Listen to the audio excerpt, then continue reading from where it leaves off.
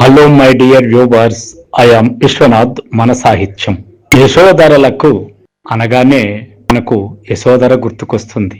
భర్తను విడిపోయి ఎడబాటుగా బ్రతికిన యశోధర గురించి ఎప్పుడు తెలుసుకున్నా కన్నీళ్లు వస్తాయి.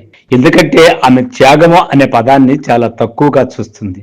త్యాగం కాదు, తను బాధ్యత అనుకుంది ఆ రోజుల్లో బుద్ధుని భార్య యశోధర.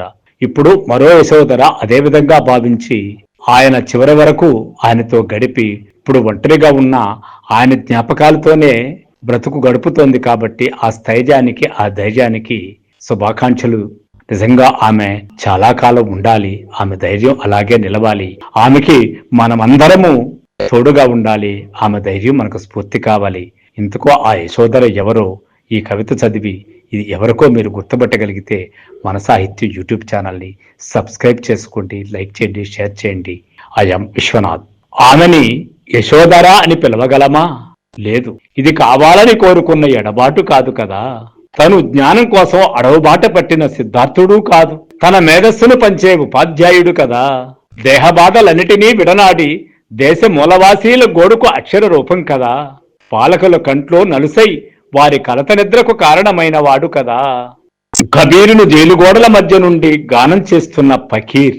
వాక్యం నిండా ప్రేమనెత్తురు నింపే హృదయ కవాటం కలవాడు. ఈ ఇద్దరి మధ్య ఇనుప గోడలు కట్టి దూరం చేసిన న్యాయానికి కళ్ళున్నాయా? ఈ ఇద్దరి మధ్య ఇనుప గోడలు కట్టి దూరం చేసిన న్యాయానికి కళ్ళున్నాయా? వాడు పరివ్రాజకులకు 100 జతల జనపనార బుట్లు పంపుతాడు. 90% దేహం సహకరించని వానికి ఉరితాళ్ళు పేలుతాడు. వసంతమా, నీ దుఃఖానికి ఈ అండాసెల్లు కరుగుతుందా? కామ్రేడ్ జిఎన్ సాయిబాబా సహచరి వసంత గారికి శుభాకాంక్షలు. ఎన్ని శుభాకాంక్షలు చెప్పినా ఆమె కంటి రెప్పల మీద కారుతున్న వాలుతున్న నీటి చెమ్మను మనము తుడవగలమా? ఆమెని ఓదార్చగలమా? ఆమెని మనం హక్కున చేర్చుకోగలమా? ఆమె ధైర్యానికి మనం తోడుగా ఉండగలమా? ఎలా ఉండగలము?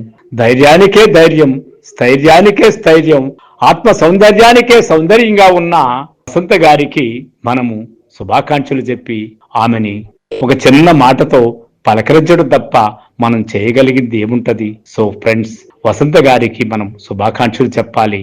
ఈ మన సాహిత్యం యూట్యూబ్ ఛానల్ సబ్స్క్రైబ్ చేసి ప్రతి ఒక్కరికి వైరల్ చేసి ఆమె యొక్క వేదనను, ఈ కన్నీటి గాథను, ఈ కవితా పంక్తులను చేర్చాలని ఆశిస్తూ మీ విశ్వనాథ్. మన సాహిత్యం.